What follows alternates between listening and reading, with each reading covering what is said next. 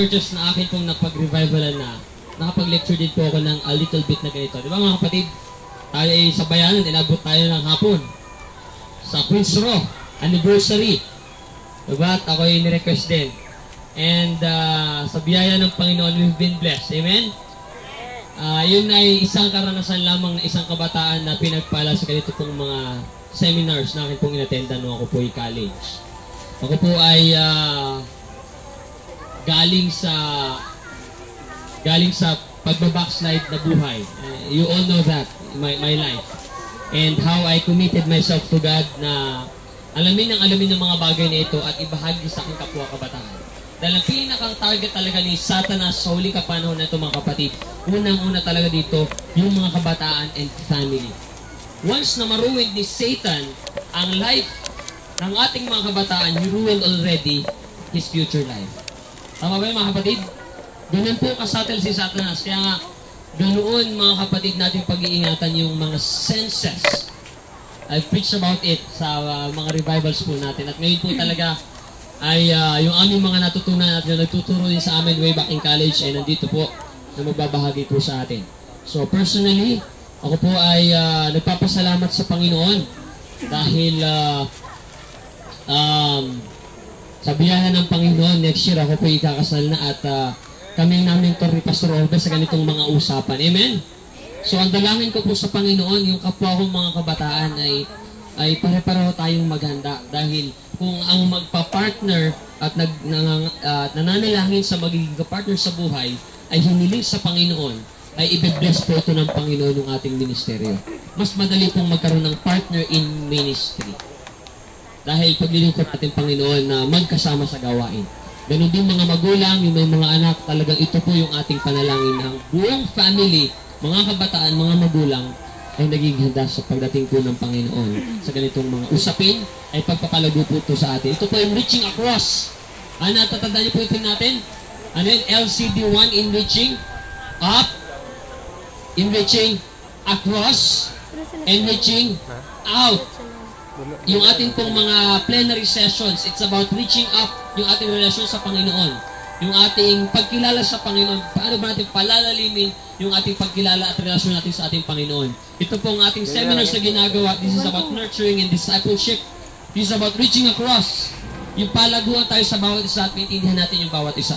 At pag-alis po natin dito, ay gusto natin maibahagi po ang mga bagay nito. We are ready to be one in reaching out. Okay? So pagpalain po tayo ng ating Panginoon mga kapatid. Tutungo na po tayo sa ating breakout session number 2.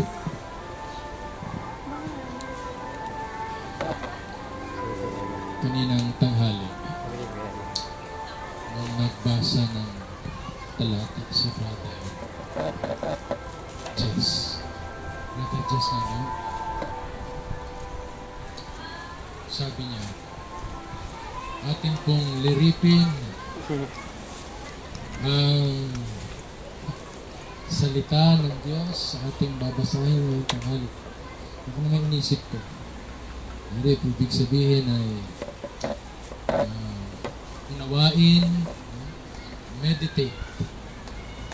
So, ako naman, para maintindihan ko yung sinasabi niya, ako ay pumikit ng mata. At talagang nilirit ko. Ngayon, pagkapikit ko ng mata ko, doon ko na naunawaan at napagtanto. Hindi yung talata, kundi yung nararamdaman ninyo sa pakikinig. Lalo na ngayon. Kasi kanina, muntik na akong hindi makadilat. Sa simoy ng hangin, tapos napakaraming luntian ang makikita mo pagka tumingala ka, may bughang. Talagang masarap sa mata. Hindi nyo napansin, the best colors for the eyes is green and blue. And very attractive yan. Kaya kanina halos hindi ako napadilat. Mabuti na lamang at nakadilat. Ngayon, sa halip na ako'y magsalita ng katakot-takot, alam kong hindi kayo makakasurvive. Sa pwesto nyo pa lang, sa pagkakaupo nyo pa lang, lalo na ngayon, nakatatapos nyo lamang kumain. Mahihirapan kayo. So, ang gagawin natin ngayon, magkakaroon tayo ng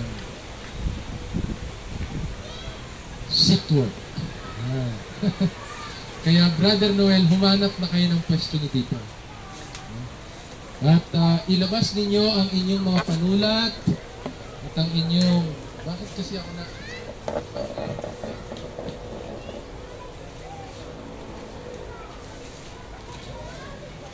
Inyong kunin ang inyong panulat at yung inyong susulatan. At tayo'y magkakaroon ng magandang pagsusuri sa ating mga sarili. Sige na, huwag kayong pagkating na lang sa tayo. Hindi ang ano eh. Kung maaari po yung mga mag-aasawa, kayo'y maglapit-lapit. Umupong magkakatabi yung mag-aasawa.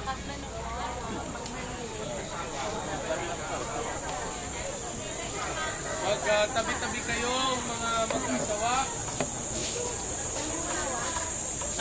Yung walang asawa, ano yung pilit ninyo? Talagang wala. Ano na yun?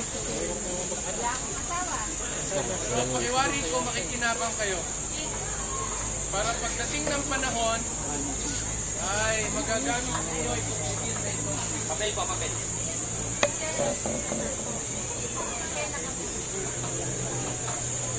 Yun. Brother Doctorero, inaantay po kayo madama. Kinakailangan magkatabi yung mag-asawa. Pastor, nasa na po ang inyong may bahay? Doon kayo sa'yo.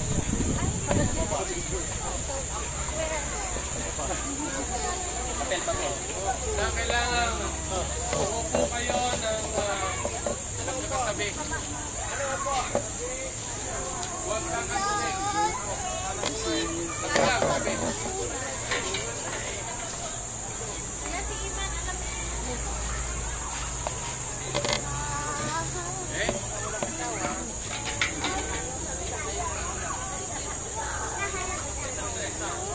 Wala na ngang Bible, wala pang ballpen.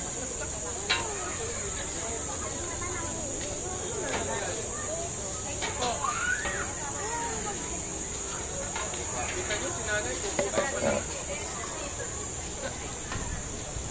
Nasaan po ang asawa nyo, nanay? Praise the Lord. Bakit po nasa langit ka? Papa.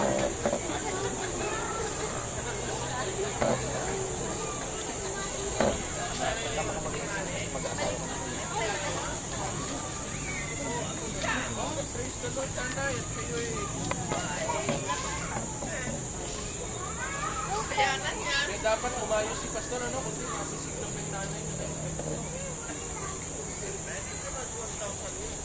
Bakit ang lalayo nyo dyan? Hindi naman napakainit dito. Ano? Mukhang ko? Ano? Ay, maganda din eh. Oh?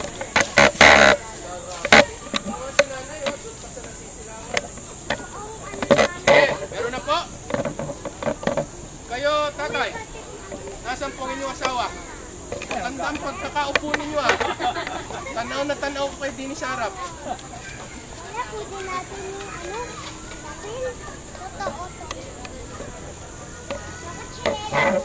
Hey.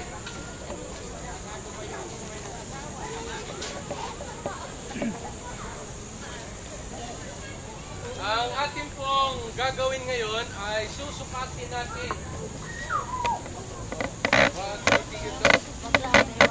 Ating susukatin ang kakayahan ninyo at abilidad na makinig.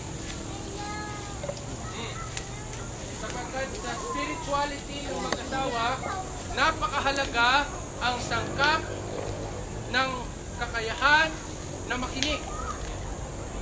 Kadalasan kaya marami tayong suliranin sapagkat kakaunti o maliit ang ating kakayahang makinig. Makinig sa asawa, makinig sa patnubay ng Diyos, makinig sa sinasabi ng kasulatan.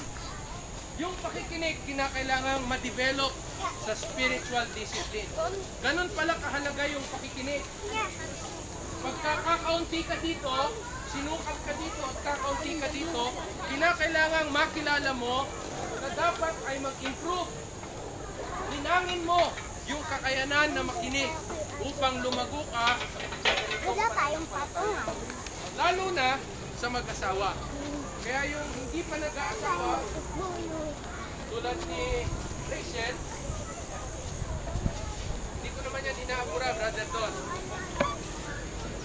Pero mabuti na yung naiisip niya sapagkat hindi mabuti na kayo'y mananatiling walang asawa maliban na ipagkaloob ng Panginoon sa inyo na biyaya. Alam niyo, meron pong mga nalapit sa akin at tinatalo ako. Kasi parati kong sinasabi na hangad ng Diyos na ang lahat ng tao, lalaki at babae, ay maranasan ang kaligayahan at pagpapala ng pag-asawa. Maliban na sila'y pinagkalooban ng tinatawag na gift of celibacy. Kaloob yun eh. That is not imposed. Hindi dapat natin yon inaako. Hindi binibigay natin sa ating sarili dahil sa galit ka sa dati mong boyfriend. Okay? So, we would like everyone to experience the bliss, the joy, hurdles, and the satisfaction and fulfillment of marriage. Because God said, it is not good for man to be alone. Kaya lalong iigting ang pagsasama if we learn how to listen to each other. Okay? So ilalagay ko doon, hindi ko alam kung mababasa nito. And we take this one at a time. Papaliwanag ko. Ngayon, pag sinagot natin, huwag kayong magtatanungan ng mag-asawa. Oy, malaki ang tiwala ko sa inyo eh. Ha? Huwag kayong magtatanungan ng mag-asawa, you just simply answer it. Okay? Mamaya ay titignan natin ito.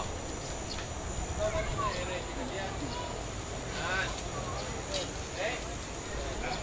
Teka muna. Ay ka.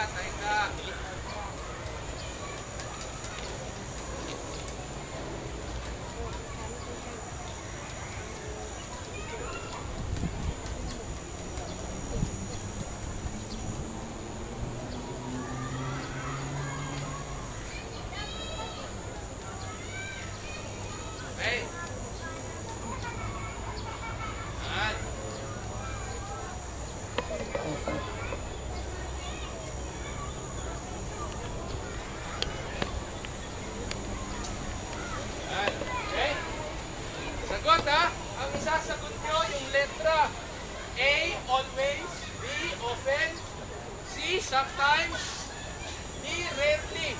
So, halos hindi nangyayari. At E, not applicable. Okay, not applicable. Kung pipi yung asawa mo, ano magagawa mo? Sagutin natin ito. Isulat niyo yung sagot ninyo sa papel ninyo. Number at saka yung sagot. Okay? 1. When, Sister Joy, kumuha ka. Bakit? Nasaan ang papel? Dali!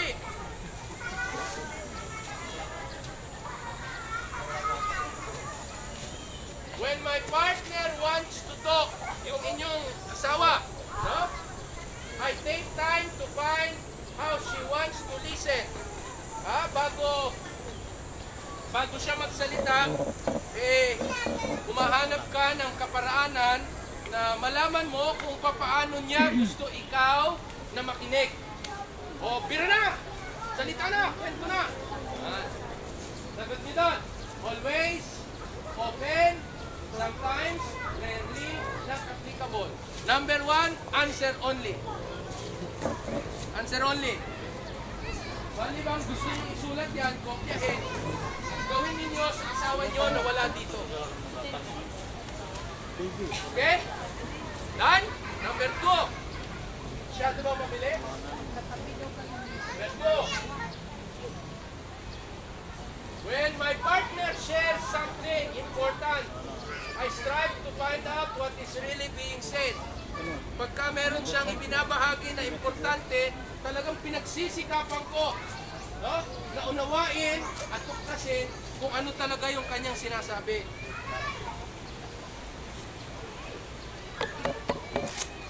Iwasan niyo yung answer na si, ha? Oo. Sarili niyo lang dyan ang anuhin ninyo dihado. Wala naman kayo mapupulot dyan. Wala naman, hindi naman natin matanggal yan. So, si sometimes. Iwasan niyo yan. Okay? Number 2.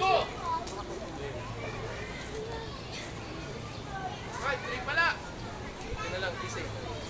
When listening is inconvenient or impossible for me. Siguro maingay.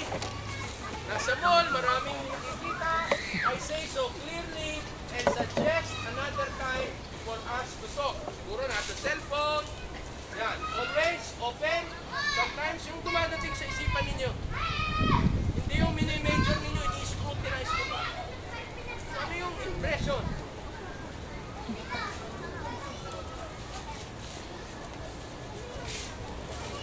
Okay? Ayos, ha?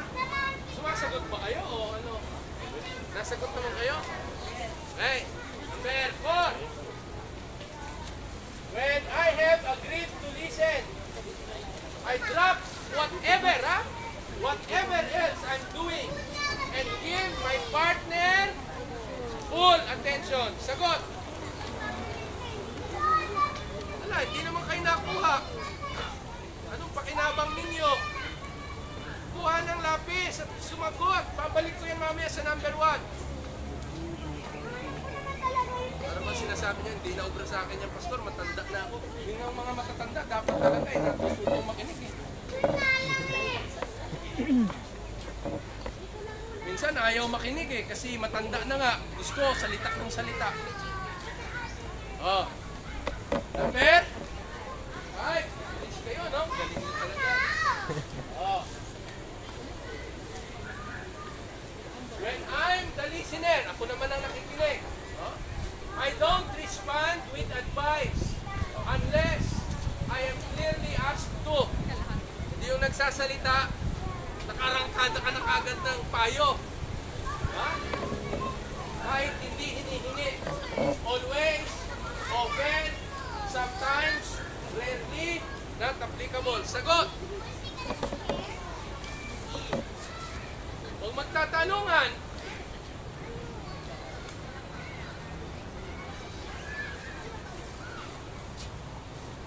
okay, number 6.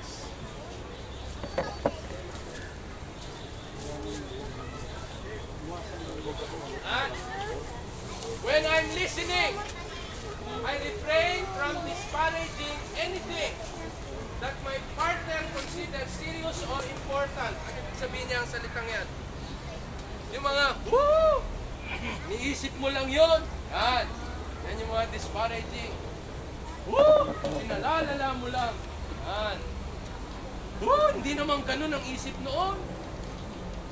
Hindi ganun ang ibig niyang sabihin. Sagot! Sayang. Hindi kayo nasagot. Kasagot, hindi nyo rin maalaman kung ano kayo. Okay. Number 7 na. Ben. In a dispute. Sa pagtatalo. When I'm listening, I try to be receptive to my partner's point of view. I'm not just preparing my rebuttal. Meron kasing mga nakikinig, habang pinakikinggan yung nagsasalita, umahanda na, iginagayak na kung anong sagot. Pagka kayo po ba may pagtatalo at kayo'y nakikinig, inyo bang pinakikinggan, ninanamnam na maigi, o kayo'y naghahanda na para sumagot? Sagot. Always, often. Bakit, kapatid? Ikaw na kayo pumunta sa'yo. Pumunta ka doon, Nonoy. At ang mga pag-usapan mamaya ay talagang matindi. Pwede naman, kaya lang inahanda mo. Tama may mas maraming talbihan pa yung natin. Atay, ganito mo pala. Okay, next. Number 8. I am friendly and responsive when I listen because I understand that positive connection with the speaker is an important part of good listening. Ganyan ba kayo? Ha? Friendly kayo kung sumagot kayo? Okay. Always? Often? Rarely? Not applicable. Done? Number 9. When my partner negative behavior makes listening difficult for me, I say so because I want us to communicate well. Pagka iba ang kanyang pamamaraan ng pagsasalita at ikaw ang nakikinig, sinasabi mo ba yung iyong nararamdaman para nang sa ganon ay magkaunawaan kayo? O pinababayaan mo na lang, isip kang gumanti pagka siya na. Number 10. Sinanglas. Because I want to understand my partner. When I listen, I pay attention to feelings as well as the words. Kasi pag nagsasalita yung ating asawa, pati yung kanyang mga salita na pinipili ay kasama ng kanyang damdamin. Pinagukulan mo ba ng pansin yung pagkakapili ng salita at saka yung kanyang damdamin? Ano ba ngay nasagot? Ay bakit dalawa kayo? Isa kayo na yan. Ay siya ka. Oh. Ano? Ayos na? Number 1. Nasagot na? Number 1. Ay, sa number 1. Number 1, ito po.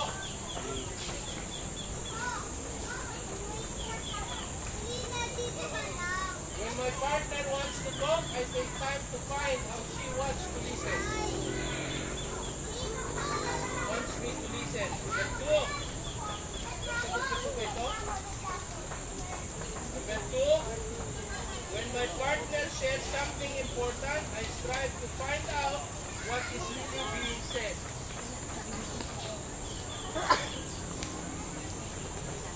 Number 3. When listening is inconvenient or impossible, I say so clearly and suggest another time for us to talk. Yan lang ang na-miss nyo, no? Okay na yung iba? Meron pa po sila. Ay, ito pa po. Ay, diretso pa. Sabi ko nga, diretso pa. When I have agreed to listen, I drop whatever else I'm doing and give my partner full attention. Full attention. Wala kang ginagawang iba. Number 5. When I'm the listener, I don't respond with advice unless I'm clearly asked to. Meron kang agad na payo. Kahit hindi hinihiling, may payo kang agad. Alam mo kasi, ganito dapat hindi mo yun ginawa. Nagbabahagi lang sa'yo, may payo kang agad kahit hindi hinihiling. Always, open, sometimes, rarely, not applicable. Okay na, no? Okay na. Okay, dito na to, ha? Ha? Exercise ka ba? Ayos kayo, no? Number 6.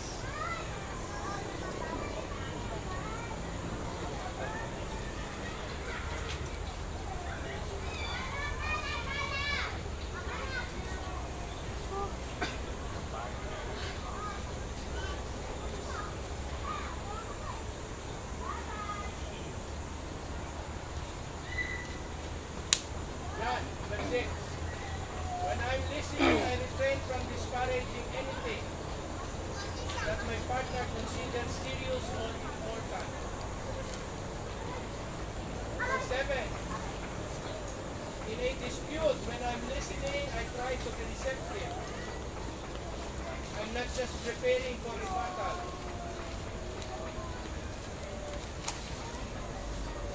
8. I'm friendly and responsive when I listen.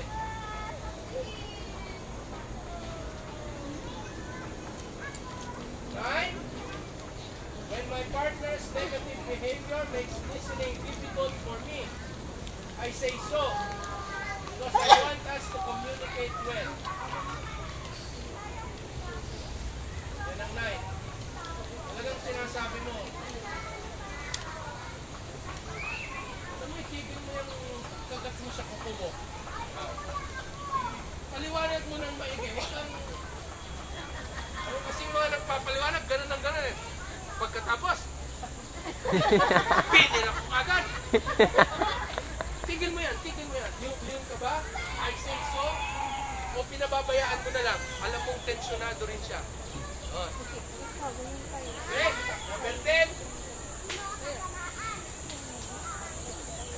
Because I want to understand my partner when I listen, I pay attention to feelings.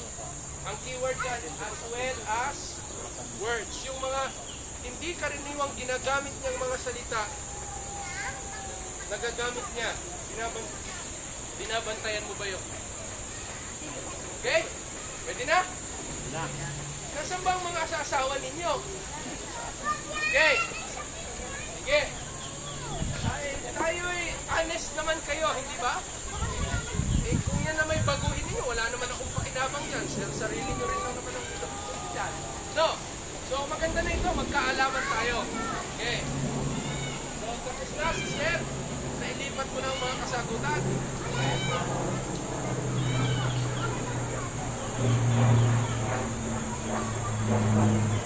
Sura natin, ha? Okay. Lahat ng number na ang sagot nyo ay letter A o kaya B. Lagyan ninyo ng 3 points. Ate Romy, ayos ang sagot. Okay? Huwag niyong palitan ang mga sagot dyan. Yung masagwa dito, yung mataas ang sagot eh. A.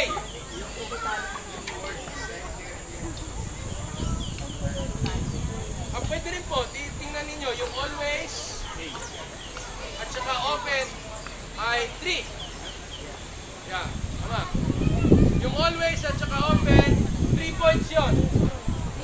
Yung mga numbers, yung mga items na ang sagot nyo always or open, 3 points. Sister Chari, sundan mo dyan ha. Okay. Ngayon, pagka ang sagot nyo ay C o kaya D, lagyan ninyo ng 1 point. 1 point. C or D. Ano ba yung C or D? Oh, yeah. Ang C ay sometimes.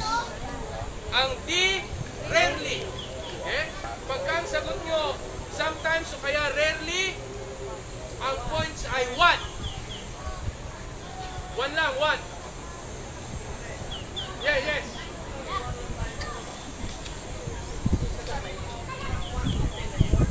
Opo, opo. Yeah. Oh, opo. From 1 to 10, di ba? May 1 to 10 tayong sagot. Tingnan nyo po yung mga items na ang sagot ninyo ay always at saka open. Okay? Ang points na ilagay ninyo, 3. 3. Opo, bawat number, 3. Maganda talaga yung nagkiwanan. Tama. Sige.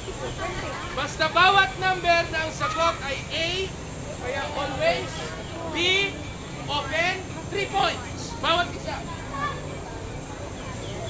Okay? Pagka ang sagot nyo naman ay sometimes at saka rarely, ang points na ilalagay ninyo, 1. 1. Ay, umayos ka, basta na iba. Okay? Pagkang sagot nyo ay not applicable o kaya E, lagyan ninyo ng 2 points. 2 points. Pag not applicable ang sagot, letter E, lagyan mo ng 2 points.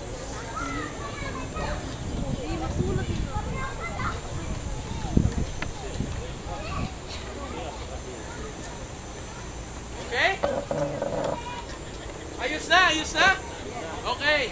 Sabi nga nila, i-total. I-total.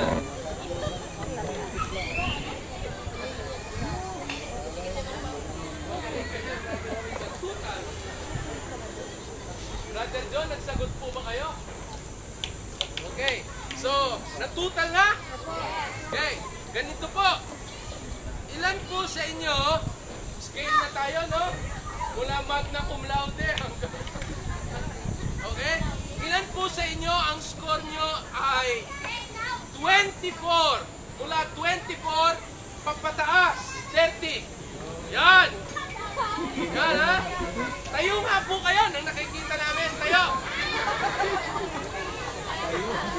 Yan. Okay? Tingnan nyo sila. Okay, salamat. Salamat po. Okay?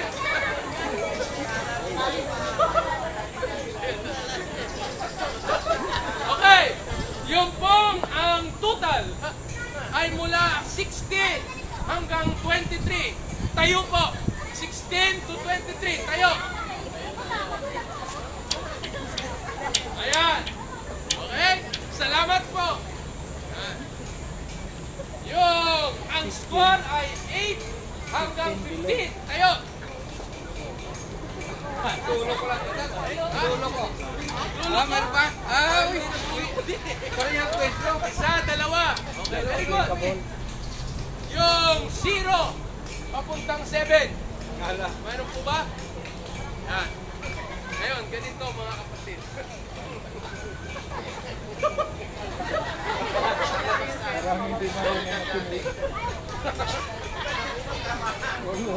Yung po may score na 24 pataas. Alam niyo po, kung yan ay sinagot ninyo ng taikim at naging totoo kayo sa inyong sarili, chances are you are very good listener. Palakpakan naman natin sila. Okay? Yung mga score ay 16 hanggang 23. Mas naging honest sa sarili. Palakpakan din natin. Palakpakan yung mas honest. Hindi, yung mga 24 kaagad, honest din naman kayo. Kaya lang, mas nare-recognize namin ang aming kakulangan. Meron ba sa inyong naka-30?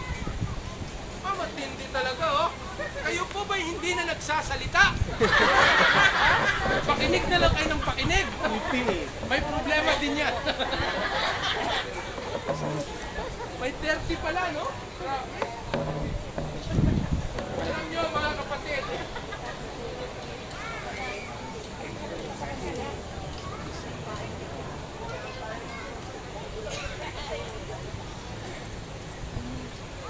kaya po natin ito tinuklas.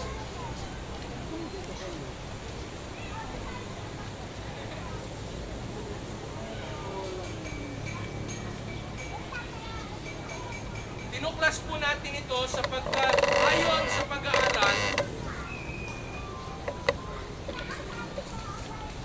pag-aaral,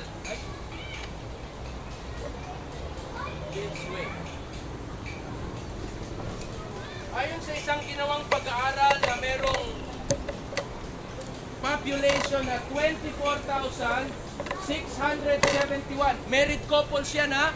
Hindi individuals. So times 2, ilan yan?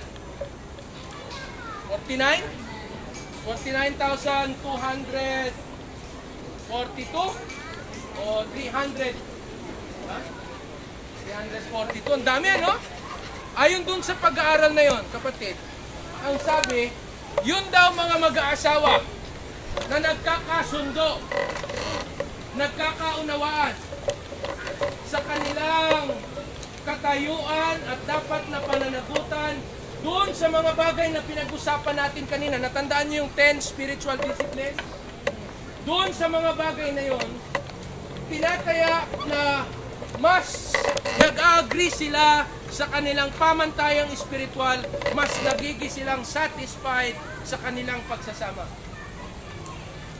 Narito ang pagsusuri sa bawat puntong yon. Hindi ko alam kung makikita niyo pa dyan.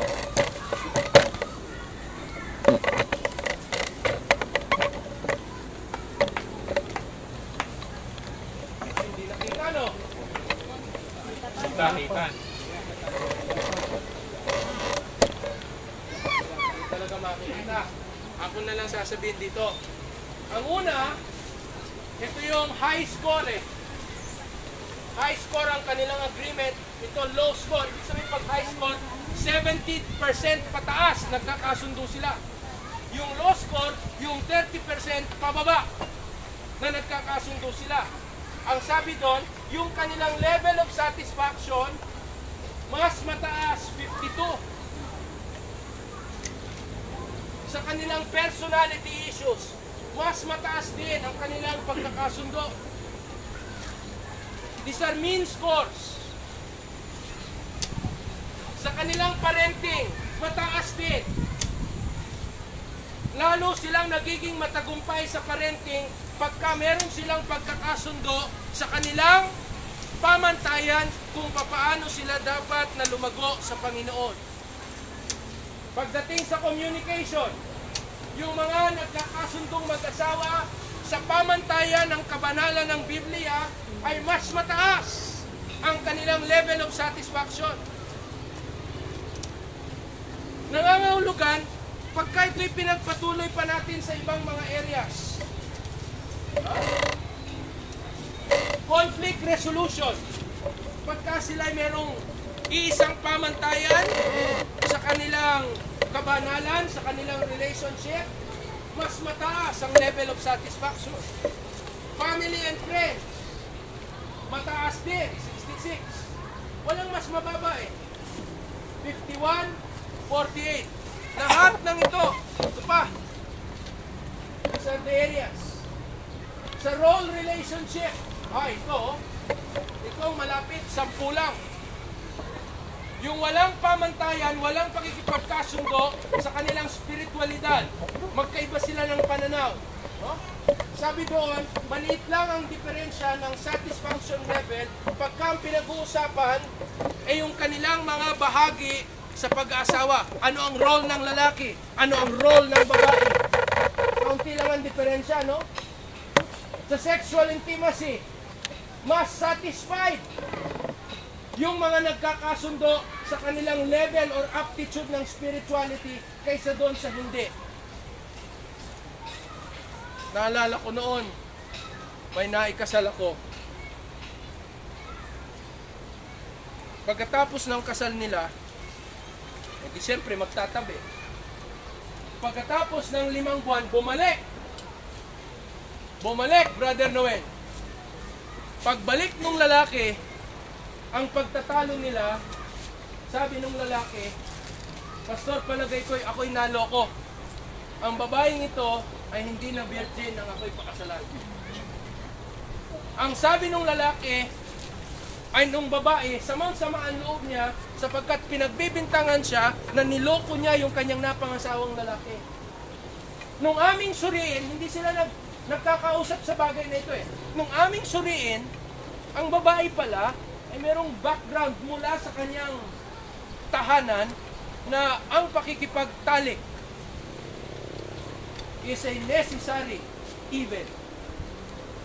Kaya ayaw na ayaw niya. May takot siya. Ayaw niyang gawin yung bagay na yon.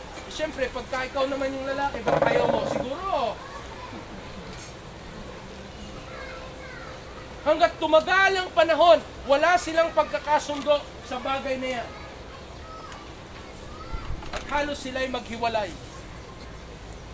It seems that even in sexual intimacy, pagkapareho ang ating pamantayan, pananaw sa bagay na ito, sexual intimacy, there is more satisfaction than those who don't have the same spiritual experience and agreement in their life. Tingnan niyo yung closeness. Ang layo, Ang layo nitong closeness na to. Pinakamataas ko, 71. Yung may parehong pamantayan ng spirituality, ang taas ng level of satisfaction. Yung magkaiba ng level of spirituality, mababa din ang level of satisfaction. 39%. The last one is flexibility. To adapt to the change.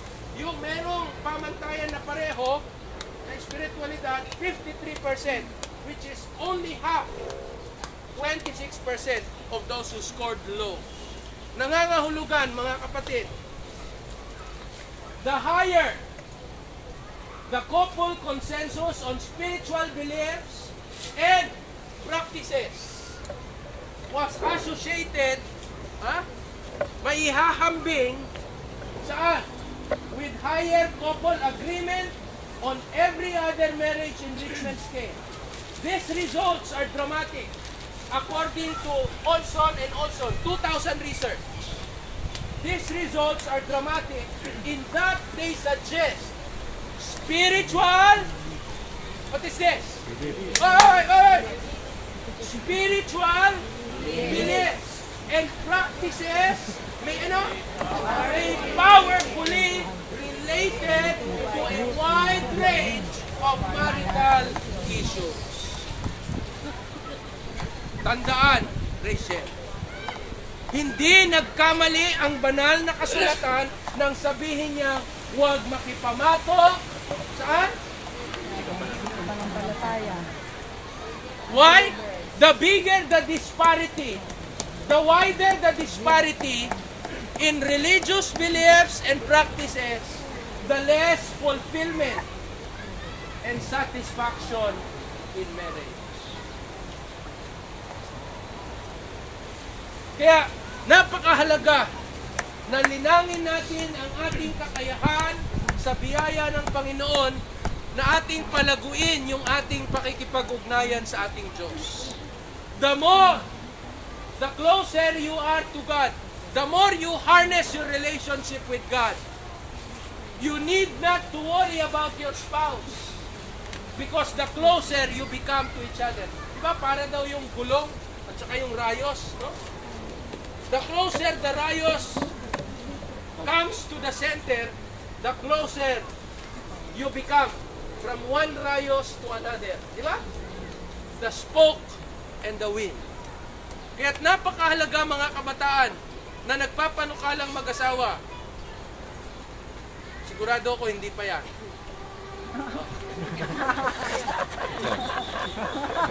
Hindi pa itong batang ito. Bakit hindi dito ito? Malayo pa yan.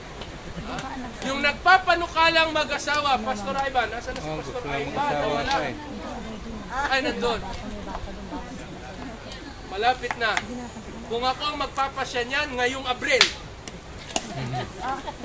Pinag-uusapan namin kanina ni Pastor, maganda't naririto ang kapatid. Ang bayaw. Pinag-uusapan namin ni Pastor Ivan, sa lalong madaling panahon, kinakailangan mangyari ito. Sapagkat kinakailangan may panukala. Sabi ko, the longer it will take you to get married in the ministry, the more it becomes difficult.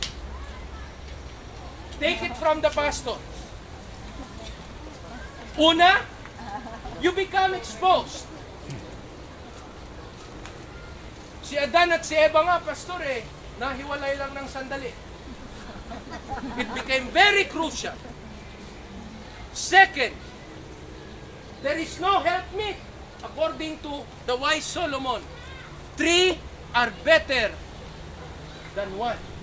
2 is better than 1. Kaya sabi ko, Ivan, kausapin mong maigi ang mapapangasawa mo. Hindi magulang mo ang magpapasya. Otherwise, hindi pa handa sa pag-aasawa. Sabi niya, Pastor, malapit na pong dumating. Talagang dapat kung pwede magtumuling sa pagdating. Why? What's the benefit for your pastor? Sinasabi ko po ito sa inyo kasi kung makakasal itong batang ito na dito sa ating kalagitnaan, kinakailangan at responsibilidad ninyo na linangin sila. Because it will be your joy. The moment your pastor becomes exposed to many of these challenges, the more he will understand the ministry. Pagka walang asawa, pagdalaw kila Diego at Jega na nag-aaway, wala. Mahihirapan. Pastor, kung ano-anong sinasabi mo, ikaw ba naintindihan mo ito? Sinabi po yan sa aklat. You get it? And the more he would be able to minister even to the younger. Kaya makikita ninyo, may ibang-iba tayo, no? Ang pari, hindi pinapag-aasawa. Pero ang pastor, ano? Pinapag-asawa. We cultivate that one. Why? Because the ministry will be wider. There will be more to serve. And there will be a helpmeet to address the problems in the ministry. Kaya Pastor Ivan, you have made a good choice na magpakasal. Pero hari nawa, idalangin nating sama-sama, kasama ng bayaw mo. Sana'y mag-email mamayang gabi. Napakinggan ko si Joe Orbe na nagsalita. Because it will be very, very difficult. To us as husbands and wives, tayo po na naririto sa ganitong kalagayan, bilangin natin ito na pagpapala sa ating buhay. When your spouse becomes a galling yoke, talagang pamatok na, pabigat sa buhay, then you should not stay there. Not even choose to be separated. Last year, I had the opportunity to represent the church on national television on the issue of the divorce bill in the Senate. I have no choice but to go there. Di ako TV personality, pero I have no choice. I have to communicate the stand of this church on the issue of divorce. So, pagdating ng TV5, it was on a national public segment of Senator Gordon. Have you heard that story? Have you heard that story? Hindi naman kayo interesado. So, pagdating ng TV5, yung production team, sabi ay nag-uusap sila dun sa lobby ng NPUC. Ay kinakailangan po namin kasing mailagay ang pananaw po ng Adventista sa usapin ng divorce. I heard it from afar. I knew it. The moment they went there, it will be my responsibility to go. Ayaw na ayaw ko. Kaya pa sideways akong pumasok. Pag nakita sa akin ng Pangulo, yan ang pupunta. Talagang karipas ako eh. It's not that I don't know where we stand. That has been in place for the last 14 years as a statement of the General Conference. But my struggle was to go out on public TV, especially nationwide broadcast. So I have no choice. I went there together with a good friend. Dating namin doon, Pastor, dito na. Diretso ka na. Naba ako ng sasakyan. And I was escorted to the room where they prepare their talent. Dating ko doon, Brother Tukulero, ako po'y pinaupo sa high chair. Hindi pa man ako nakakahinga ng 5, may pumasok ng babae. Sabi ko, Sir, 5 minutes na lang po, mag-prepare na po tayo. Sinimulahan ng pinturahan yung mukha ko. Sabi ko, teka muna, tigil mo yan. Ano yan? Ay, sir, hindi po pwede. Kinakailangan po mag-makeup kayo. Para kayo po'y maganda sa TV. Ano yung sabihin? Kasi sir, ay marami pong nagsashine sa inyong mukha. Hindi po maganda sa camera. Sabi ko, anong shine? Ay, ito po yan. Wala po, singgal ko. Oh, saan pa dyan ang na-shine? Ito po. Oh, saan pa? Kabila po. Oh. Saan pa? Maputla na po kayo. So, wala na ako magawa, Pastor. So, I started with the foundation and all of that so that pantay ang mukha ko. Pagkatapos nun, hindi pa na kontento. Ganon. Binuray-buray. Ano yan? Sabi ko, wala na po kayong magagawa dyan, Pastor. Ganonin nyo na lang po.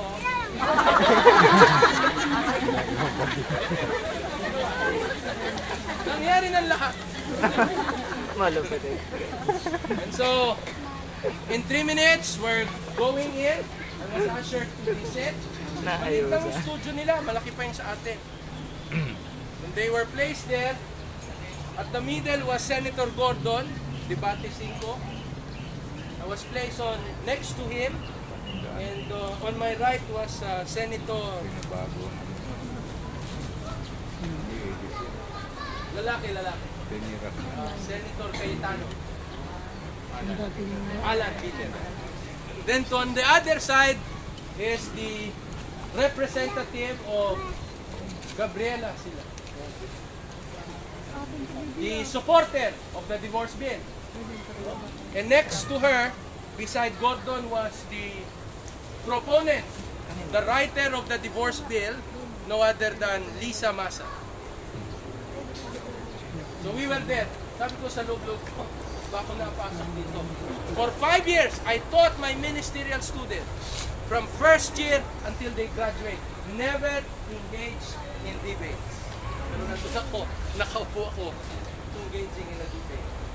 I don't know, Lord, what's your intention for this, but I knew it.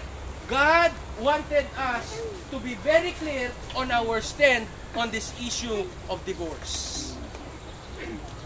And so, pinaliwanag ni Gordon, sabi niya, ito po'y balitaktakan. Kinausap niya ako, kamusta po kayo, Pastor Orbe?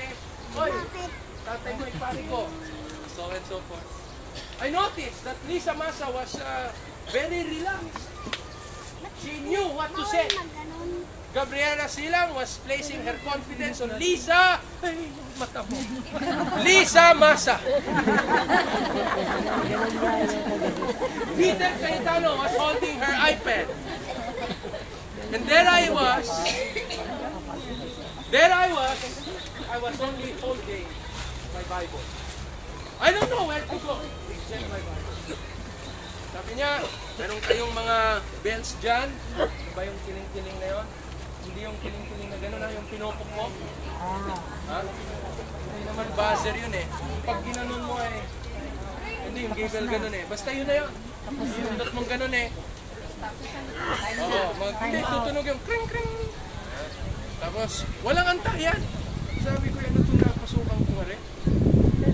I don't want to make the long story short. Let's cut to the chase. There it is. Unang saltada, nagpaliwanag, and practically, Gordon wanted to point out that tonight, we will take the Adventist Church on this issue of divorce. We have the Senate, talk about it with Peter Cayetano, and the rest with the lower house. It went on. Pagsalita ni Gabriela Silang, pagsalita ni Lisa Masa, as if there is nothing wrong with the divorce issue. She went down, pounded straight on all points, and her winning point was irreconcilable differences. That's the very basis and ground for divorce. If you can no longer settle, that's why they called it irreconcilable differences. The last option will be divorce. It happened somewhere else, it can happen in the Philippines. She was strong on it. Then cut, advertisement. Sabi ni Gordon, oh, ano nangyari? Bakit hindi ka nagsalita, Pastor? I'm not into debates. I don't know what to do with that. If I would be asked to preach a sermon on our stand, I would have gladly done it. But not on a debate. So sabi niya, ano, Pastor? Ba't hindi ka magsalita? And so I respectfully answered the good senator. I said, you see, in the Philippines, sir, with all due respect, we as gentlemen has been known to respect our women. Alam ko, pero hindi ngayon. This is on national TV. We should discuss this. Kaya nga ito balitaktakan eh. Ready for the set? In 7, 6, 5, 4, 3, 2, back. Pasok ulit siguro. We started going over again. And Lisa Masa, hardly could Peter Cayetano give a rebuttal for that one. Natapos. Second segment, done. Pastor Orbe, ano? Ha? Tutukin mo yan. I don't know. But I knew God has a purpose for this. So I asked God, Lord, will it be right on national public television for all the Seventh-day Adventists I represent to give my answer on this point? Will it be on the statement of the General Conference or will it be my personal view on this one? You know what happened? Third segment came in. 5, 4, 3, 2. Senator Gordon pounds it strong because this is the core of the 5 segments and 4 advertisements. And for the first time, I had the courage to ring my bell. And when I did, I only made one short statement. I said, in the Bible, there is no such thing as irreconcilable differences. In fact, divorce was only allowed, close, open, and close quote, by God because of our stubbornness. In the Adventist Church, we only believe one thing, that when God is in the center of marriage, there is no difficult problem, there is no problem that God cannot solve. We are open to acceptance, forgiveness, and reconciliation. Nothing more, nothing less. God! We're done for the third advertisement and ready to nail it home on the last segment, number 5. But immediately, when the cut was made, I was told by Lisa Masa backstage, and she said, "What have you done, Pastor Orbe? I cannot believe what you said." Hindi ako, nagulat din ako. Ano sinasabi ni kaibigan? You know what she said? When I was writing this divorce bill, years ago, I talked with an Adventist minister who claims to represent you as a church. And you were pro-divorce. Ano, parang lalagpak yung tuhod ko. Imagine, the Adventist Church was known all throughout the writing of the divorce bill as pro-divorce. And here you are, sabi niya, you are saying that you are anti-divorce. Your statement, there is no such thing as irreconcilable difference, is a strong statement on national public TV. Weeks ago, we were denounced by the priests of the Catholic Church. That's not good for you. We ay ng mga batas para pahirapan ang pagpapakasal. You should be pro-divorce, not reactive when the trouble is already there. I can't say any better. And when the set was done, we're almost to go out, Senator Gordon said, "Pastor Orbe, may I invite you for dinner tonight?" I knew that dinner will be terribly different from what I have in my own house for dinner. And so I politely said, "Senator, there will always be time to visit your office and your home. But tonight, I'd like to speak very well with the lady, the proponent of the devotion. So he allowed me with all gesture of appreciation. I headed to pick up, to face up with the lady Lisa Masa. Friends, let us not think that the solution to disagreement, even spiritually, is by separation. There is no such thing as irreconcilable difference. Everything is possible with God to those who believe and acknowledge His name. I hope none of us, among our children, among our spouses, would think that solution to marriage problem is what? Is separation. Wag na wag papasok sa isipan mo yan, Rachel. Kahit na anong pagtatalo, pagdating ng panahon, hindi solusyon ang breakup. Young people, I'm encouraging you. Ngayon na may mga sweetheart na kayo, make it sure that separation will never be a solution to your problem. What it is in your boyfriend-girlfriend relationship will practically be in your marriage. So be very careful. Bago kayo pumasok dyan sa boyfriend-girlfriend na yan, make it sure that you are working on it for marriage, for wedding. Not only for the sake na masabi na may boyfriend-girlfriend ako. The moment you get into that, you are thinking of that man, you answered, I am going to marry this man. Dahil kung wala kang panukala, hindi ka na sana sumagot. I would always tell our young people, before you engage, before you get into the situation, ask the man, ask the woman, anong panukala mo sa buhay? Pagka walang may kitang panukala, titingin sa alapap, titingin sa kisame, ba't sasama ka pa dyan? Sagot ka na lang ng sagot kasi nararamdaman mo. Wala ngang panukala, sasama ka pa. Ask him, ask her, anong panukala mo? Hindi yung malalaman mo pa, napupunta pala ng Amerika. Dapat sana alam mo na yun noon. Kung may life plan ka. You know what I'm trying to say? Young people, the best time to plan your life with God is now. Not when you are engaged. Not when you have your spouses already. Plan your life with God now. Amen. Seek to be with someone who will bring you in a sharing experience of spirituality with our God. Ngayon, sa mga mag-aasawa na malaki ang mga suliranin sa buhay. I too and my wife have struggles in our relationship. We're never perfect. We have struggles in our opinions, but choose to know what is essential and what is preference. Mga mag-aasawa,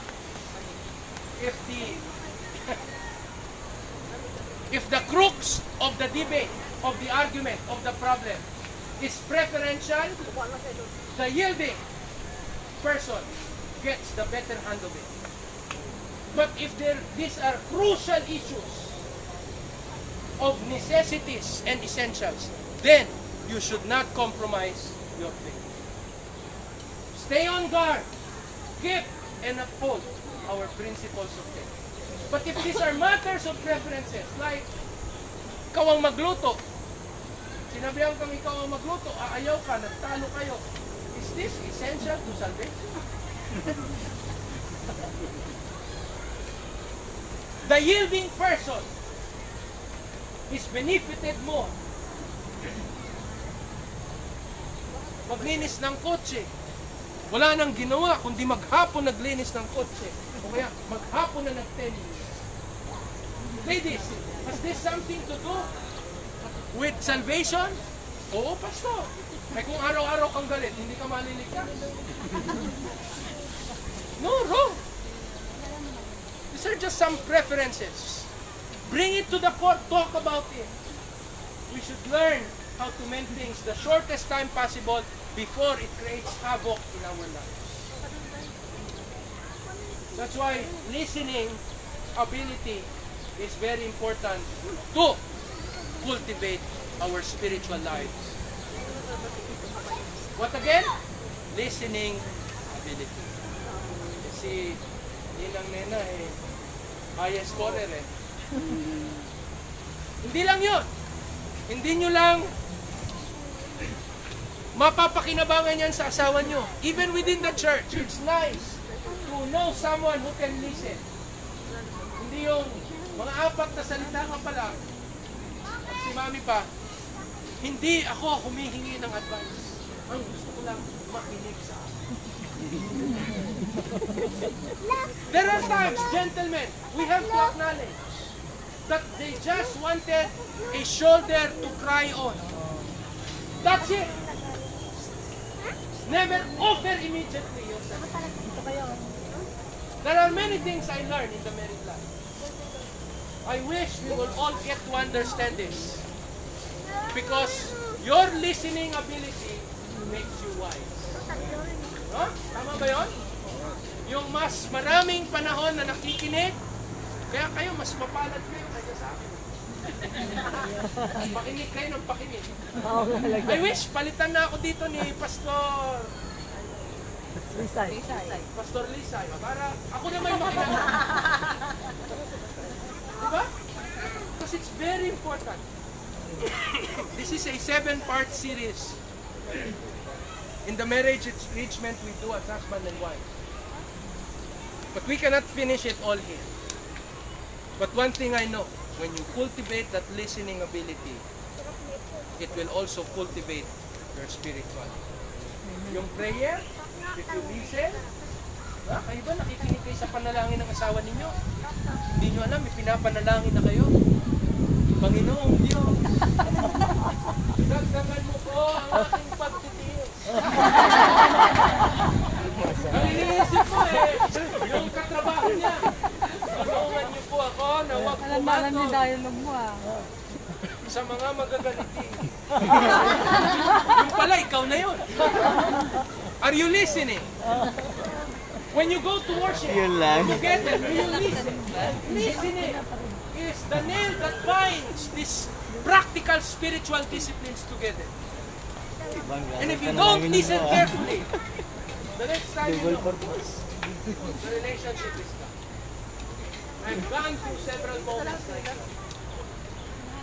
Before I end this up, in this session, there was a couple who went straight to our home in Puting Kahoy. Ay, ako lang ang nandun, wala pa yung aking asawa nandun sa College of Nursing. I was there, pagkatok, yung aming bahay, upper house yun So makikita mong umaakyat yung padating yung bisita. Kita ko. Doon sa hagdan namin, kahit 3 kayong magkakapatabi, kasya, sabay na umaakyat. Pero sila parang mangyan. Nauna yung babae, nasunod yung lalaki. You would sense that there is a problem. Hindi naman pupunta yan doon. Hindi ko, tiningnan ko. Lahat ng ikinakasal naming mag-asawa ay sinusulat ng aking asawa sa gininto ang alaala na aklat. Tinatawagan, may anak na ba kayo? We check that from time to time. Because our ministry as a pastor doesn't stop pagkatapos ng wedding. We carry it through. In the next 15 years, we need to apply what we teach in marriage enrichment seminars. 15 years will be the struggling years. We need, merong ang tawag ko na after sales support. There is after sales support because I have been a literature evangelist from grade 4 to the present. The after sales support is very important. Hindi yung binabayaran pa yung Pasko sa kasal. Wala na. Ang nakita mo, Pastor, ako po yung kinasal. Ha? Kinasal ba kita? Hindi ko nakikilala. Come to think of that, friends. Ministers, Pastor Ivan, make it a practice in your ministry that you will love and you will make people whose weddings you do be part of your family. Sana ba yung kwento ko? Ang dami sinabi. Umakyat na sila, no? Pagkatok, Kayo po ba si Pastor Orbe? Ako na po yon. Sinabi po ba na payat, mataas, at sungki ang ngipin? Wala po. Ako na yon.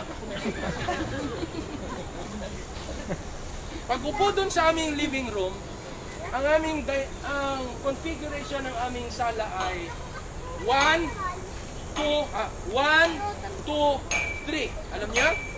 Hindi. Nakanganga kayo eh. Merong upuan na pang isa, sa opposite, dalawa, dito sa gitna ay tatluhan. Adi, doon ako umupo sa isahan. Sila'y dire-diretso, doon umupo sa tatluhan. Hindi kayo, sa tatluhan umupo. Pagkatapos, kinuha ang mga trophy, nilagay sa gitna. Malaki talaga ang problema nito. Ginawa ko, sandali lang po, ako magsasalwal. Pasok ako sa kwarto. But I knew when I went inside the room, I started calling my wife. I cannot do this alone. I always do this with my wife.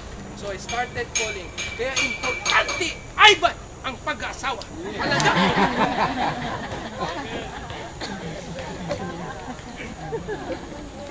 So I asked my wife, please come immediately. I don't know what's the problem. Please come.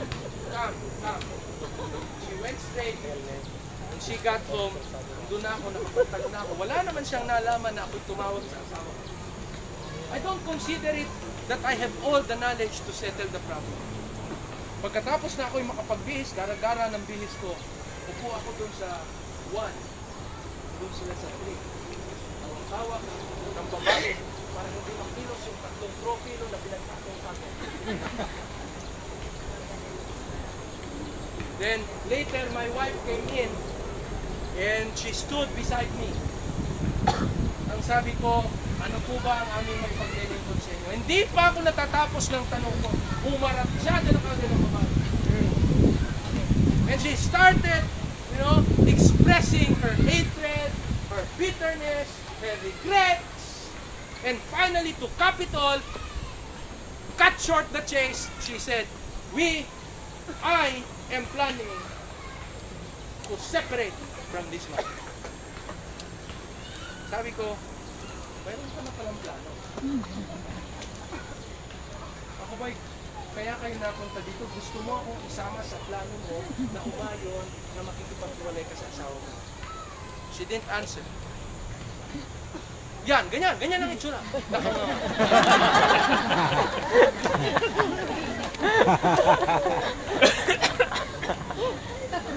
I didn't say a word after that statement.